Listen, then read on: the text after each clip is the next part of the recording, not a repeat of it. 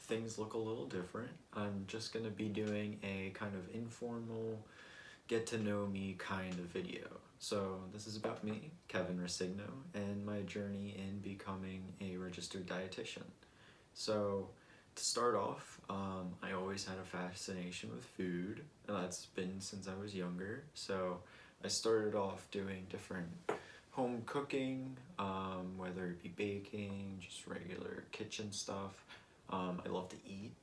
I come from an Italian family, so food's always on our minds. And it just sort of kept going. So to start off, I began at 4-H. That was one of the first starts into cooking clubs or my journey. I did that for 6 years. And then from there, I made a transition. So from middle school to high school, I kind of had to make a choice. It was a decision on whether I wanted to be with my friends or if I wanted to go into the culinary program at my local vocational school. And I chose to go to the Cape May Tech, and that's where I took the culinary program. So for my sophomore, junior, and senior years, I was enrolled to a 2-period, and then my senior year 3-period class where we just learned how to cook. We had a kitchen in the back, so we spent some of the time in the classroom. We learned about different techniques, and then we actually practiced hands-on kind of stuff. It's also where I got ServSafe certified for the first time. So it was a really good experience. One of my first opportunities there was to go to a competition in Atlantic City. So there we competed, and what we made was sushi. So I got to practice cutting salmon up. We would make salmon, cucumber, avocado rolls after school so many times, eating a lot of sushi. It was amazing. It was one of the best times.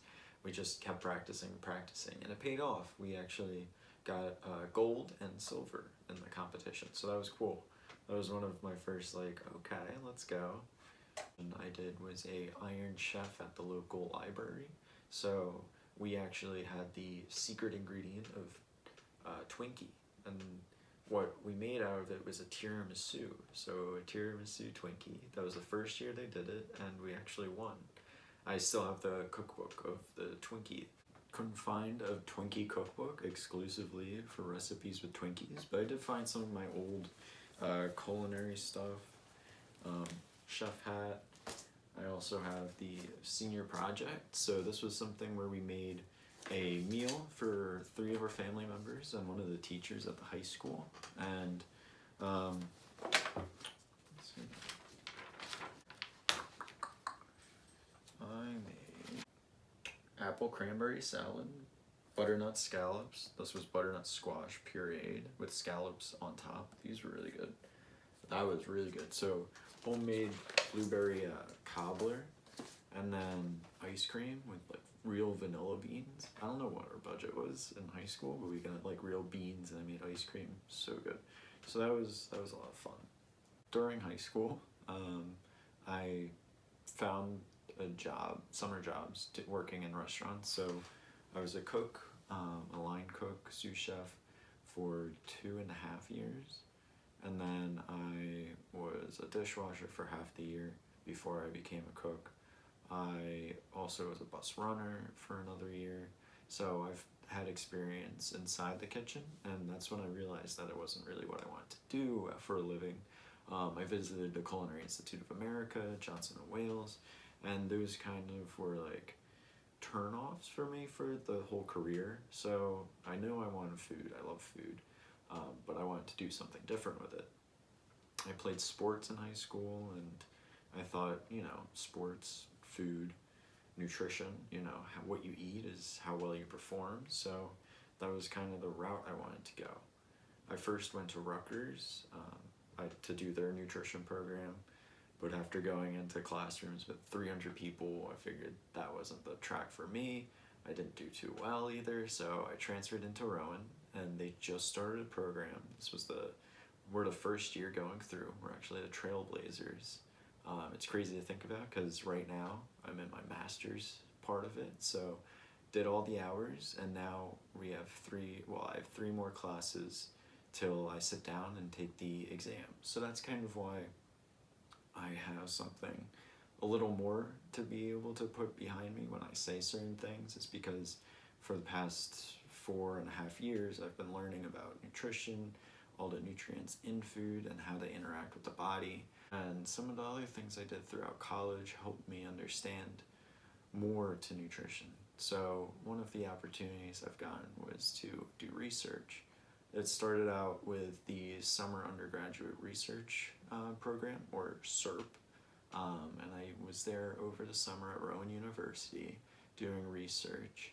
It was the Rowan Campus Dining Study 2017, analyzing college eating habits when nutrition information is available in dining environment.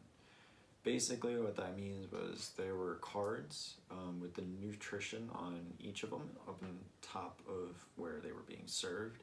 So if you walked up to a buffet, you'd look down at like the sneeze guard and you could see what nutrition was in a serving size. And then from that, we were just looking at how much students would eat, if they were taking more or less based on what was on the nutrition label. So if something's higher in fat, getting burgers, whether that made them look towards the other areas in the campus dining hall. Now, that's kind of gone away because they changed the cafeteria to be mostly different individual stores within it. There's another dining facility at Holly Point, but when I was doing it, it was at the Student Center back in 2017. So I was able to present this at a poster exhibit with other students who were also doing research, and that was really eye-opening. It actually let me do more research with a different professor, and this one was on food insecurity. So seeing how students didn't have access to food, and we found some really interesting stuff. It turns out that 48% of Rowan University students are actually food insecure, which means that they don't necessarily have the money to be able to buy the best foods for themselves. They get takeout or fast food a lot of the times, just making unhealthy decisions, and that's not their fault. It's hard to actually have the money to pay for school and get proper nutrition. Plus, a lot of the students are working a job while going and getting an education, so it's really tough, and we were able to highlight some of that. I got to present that at the 2018, the 11th Annual National Conference on Health Disparities. I was able to present with people from around the country and show off some of the research we were doing in schools. I was fortunate to be able to partner with Dr. Weaver at Rowan to do this research. That took a couple semesters, but we got it done, and we actually had it published, which was amazing. I got to have my name on a published piece of work. It's amazing the kind of opportunities I was able to get at school. So I have research, I've done working in the kitchen, I have all these different aspects around food and how food interacts with our bodies to make me feel confident in what I say and how it can help you if you have one of these conditions, diseases that I go over.